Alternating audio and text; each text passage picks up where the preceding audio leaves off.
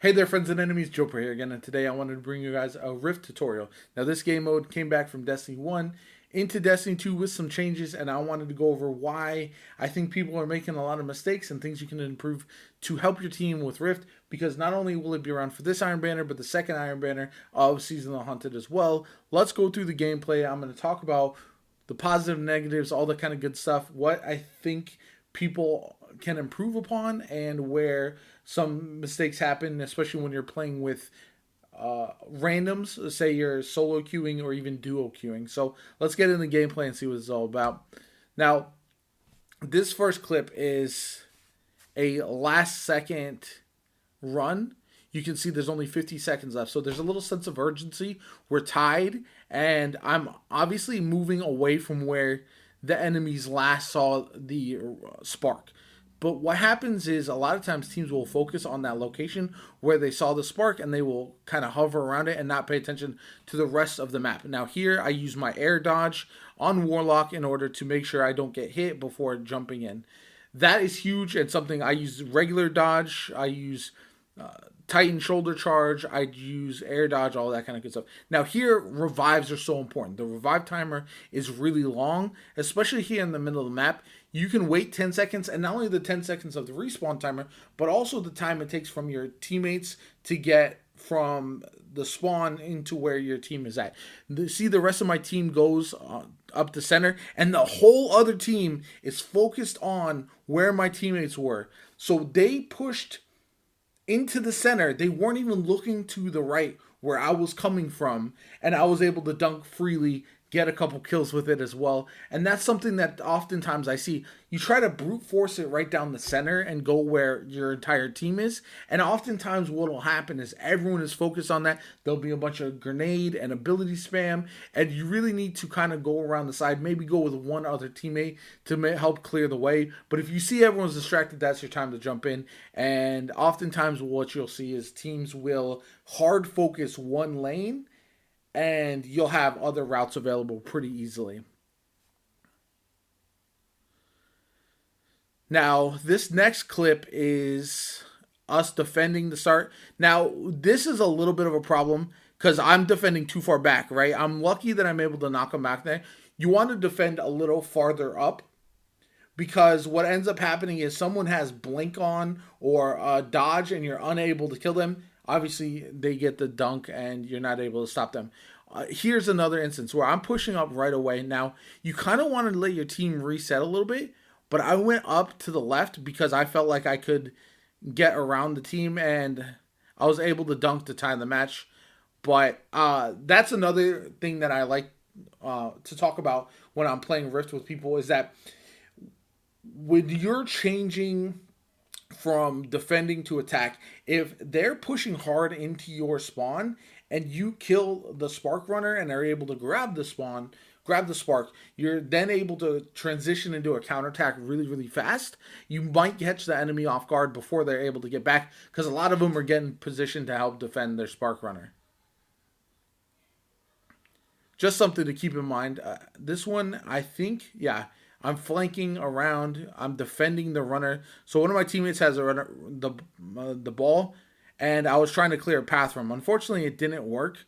I did not go for the res there, and the reason is he would have gotten away if I had stopped to get that res. So I wanted to stop the runner first, and then get this, and go for the res at that point if I'm able to.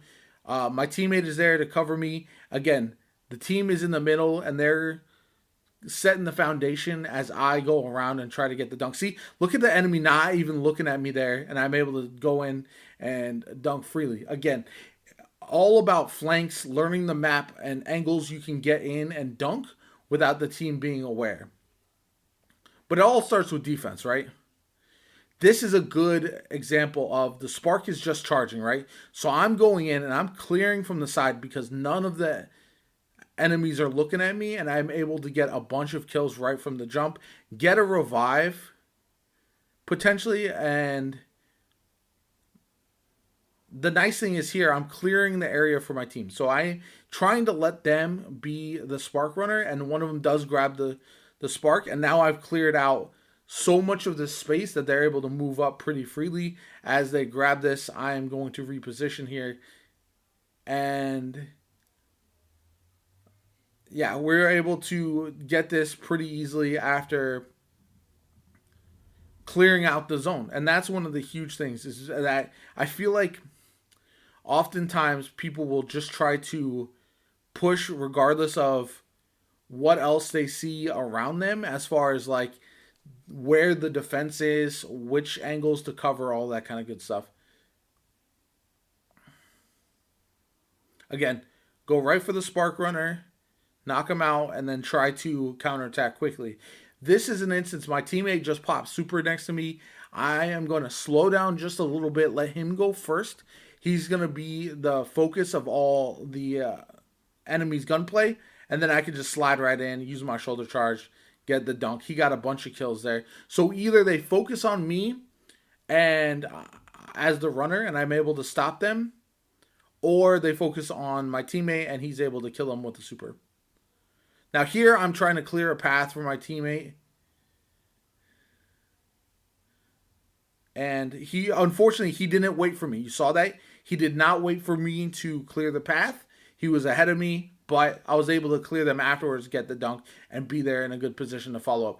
That's one case where you definitely want to wait a little bit, slow down, let the teammate with the super go first, and lead the charge, because they're going to be harder to kill, and everyone's going to focus on them, or they're going to die. So either you get a free dunk or they die and you're in good shape. So supers are a game changer in this, especially if you're using them correctly. This clip is very interesting because you see this big fight happening over here on the left, right? Everyone is there. Now, I saw the runner grab the spark. He's all the way in the back. And so I see none of my teammates are off to the right. And I know I'm playing with randoms. They're all hard focused on the fight on the right. So, or on the left. So I push to the right because I'm assuming that's where the runner is going to go in order to flank. And here he comes. I'm able to get the kill pretty easily. He thought he would have smooth sailing, and now I'm able to counterattack. Again, the majority of the enemy team and our team was all fighting on the left-hand side of the map. They have no awareness to where the map is, and I'm able to just keep moving. I unfortunately die before I'm able to deliver the spark because they all respawn there. However, I completely flipped the map, and I was able to put the enemy team on the back foot. And so we were able to get this and dunk it pretty easily after moving the spark all the way to the other side of the map. So you don't always have to dunk in order to get the successful run and do the successful spark run for your team.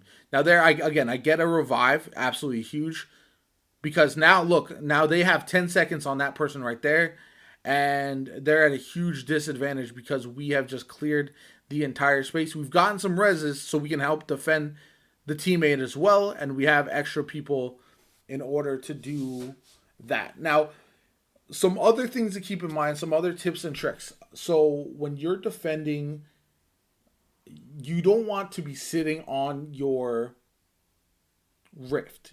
You want to be a little bit off of it. And if you see your team on one side or the other, you want to move to the other side because you really want to pay attention to your radar and where they're coming from.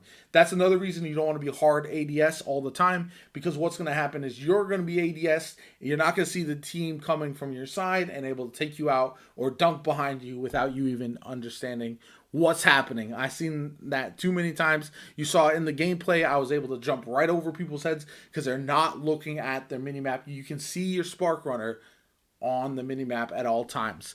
Now, the first initial fight is always interesting because I feel like people go right to the center when really you should watch where your team's going and try to clear a side and then push in from that side. So that way you're able to make sure that you're not getting shot in the back. You don't have somebody kind of camping in the distance that's able to take you all out at the same time, and you're able to grab the spark pretty quickly there without worry. But you don't want to go for the spark until you've cleared out some space, because what'll happen is you'll just die, and then now your team's at a disadvantage because you are on the spark and the enemy has more people up than your team does, and they're able to push that counterattack. That's something that I see. Now, if you're able to frag out, Rift is not that crazy because you're able to clear enemies pretty quickly, right? But if your team is 50-50 on winning and losing gunfights, then a lot of these tips and tricks are huge. And if you're not winning your gunfights, but you can learn to run the spark better, that's going to make you way more valuable for the team. Or if you're able to use your awareness to make sure that as the enemies are pushing in, you're able to funnel them into a certain area, so the players who maybe might be more gun skilled than you or who can help you with additional grenades, you're able to take down enemies a lot easier. It's a team game ultimately. Too many times I see people playing as individuals. Always grab the rebs if you're able to. Number one, make sure you pay attention to the different flanks when it comes to looking for the runners. And when you're dunking, use those flanks effectively. Use your movement techniques effectively as well to try to get in and create space. Make it harder to kill you. And Rift isn't that complicated, but it is a lot of fun once you get the hang of it. And I hope you all enjoyed this tutorial. My name is JoPaWrites. Hit that like button if you enjoyed the video. Make sure you comment down below what other tips and tricks you would give to people who might be playing Rift for the very first time. Make sure you hit that subscribe button if you want to see more Destiny 2 content from me in the future, and I'll catch you all later.